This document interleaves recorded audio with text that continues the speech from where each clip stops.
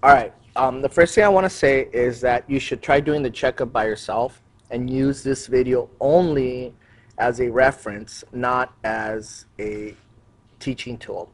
You can always go back and look at the other videos to review.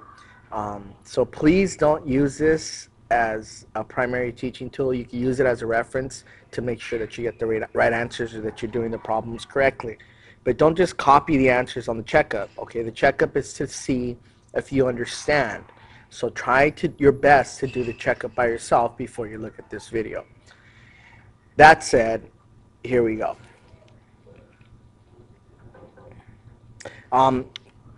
When a word problem involves two unknowns, you need two different what? Okay, what do you need to do? Well, if we're talking about two different numbers, we need to use two different letters. Okay, now we don't call these letters. I call them letters, but that's not what they're called. They're not called letters. In algebra, they're called variables. So you need two different variables. Oops, I spelled that wrong. The reason they're called variables is because they vary. In one equation, the letter x can be number 3, and in another equation, the letter x can be number 4 or 5 or 6 or a million. They vary. Same with y. So that's why they're called variables, because they vary from one equation to the other. Problem number 2 says the sum of two numbers. So let's stop here. The sum of two numbers. Well, I taught you already that sum means plus. And since we just answered the question that when you're talking about two different numbers, you use two different variables, we're going to use two different variables to represent the two different numbers. So we're going to add x plus y. The sum is means equals 18. And then in the second part of the word problem, they tell us that twice the first number, so twice x, increased by 3 times the second number, so increased means positive, plus 3 times the second number, y, equals 40.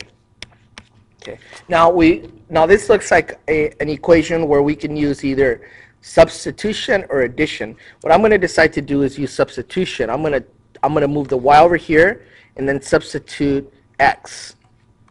X equals 18 minus y. Okay, so x equals 18 minus y. So in this equation down here, wherever I see x, I'm going to write 18 minus y.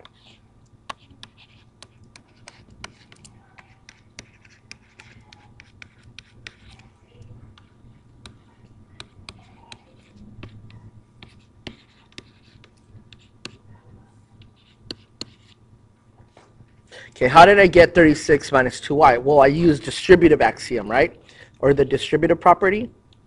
2 times 18 and 2 times y. 2 times 18 is 36. 2 times y is negative 2y. That's how I got 36 and a negative 2y. And then I just copied the 3y and the 40 because that doesn't change. I combine like terms. Negative 2y plus 3y leaves me with just y. And I'm going to subtract 36 from this side because I want to get rid of the knowns. I want to put them on one side. I want to isolate the y. So if I subtract 36 from this side, I'm going to subtract 36 from this side. So that gives me 4.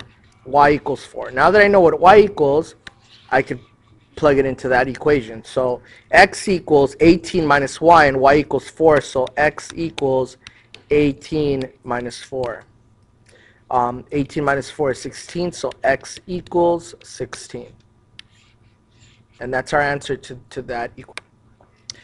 Here they tell us that the first of two numbers added to 2 times the second equals 9. Okay, that sounds confusing, but it really isn't. We just got to read it and write down what they're saying. The first of two numbers, so x, added to 2 times the second number, so 2y, equals 9. That's all they're saying, right? So first of two numbers, so that's x, added, we know that's plus 2 times second y, equals 9. The first number, now in the next part of the equation, we read that the first number decreased by the second equals 3. So the first number, x, decreased, which means minus the second, y, equals 3. Okay, now here we have the same variable, so I'm just going to switch the signs of everything in the bottom equation so that we get different signs and I can just cancel. That seems to be the easiest way to solve this problem. Now I've got 2y plus y. 2y plus y equals 3y. 9 minus 3 equals 6. I'm going to divide by the coefficient of y to get y equals 2 because 3 times 2 equals 6. So y equals 2. Y equals 2. So now that I know what y equals, I'm going to grab that y and plug it into either one of the equations. It doesn't matter which one to solve for x. So I'm going to plug it into the top equation. So x equals 2 times 2. I'm sorry, scratch that. Hope you caught that error. X plus 2 times 2 equals 9. X plus 4 equals 9. X equals 9 minus 4. X equals 5. So x equals 5, y equals 2. That's my answer for these two equations, or for these two word problems. For this word problem. That's the two answers for that previous word problem. Okay, now here I've got the difference of two numbers is negative 3. So the two numbers are x minus y, and difference means subtraction. So x minus y equals negative 3. Twice the first number, so 2x, now I'm here, twice the first number, increase, plus 3 times the second number, 3y, equals 29, is 29. That's is means equals. Now I'm going to use substitution again. I'm going to move the y over here, add a y on both sides. So x equals negative 3 plus y. I'm going to substitute wherever I see x in this equation, I'm going to substitute it for negative 3 plus y. So 2 times negative 3 plus y plus 3y equals 29.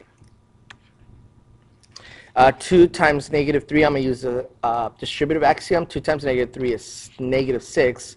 Because when you're multiplying and the signs are different, your answer is always negative. And 2 times y is a positive 2y plus 3y equals 29. I'm going to combine like terms. Positive 2y, positive 3y gives me a positive 5y. I'm going to add 6 to both sides to get the y's by themselves. 29 plus 6. That gives me 35, so 5y equals 35. Now I'm going to divide by the coefficient of y.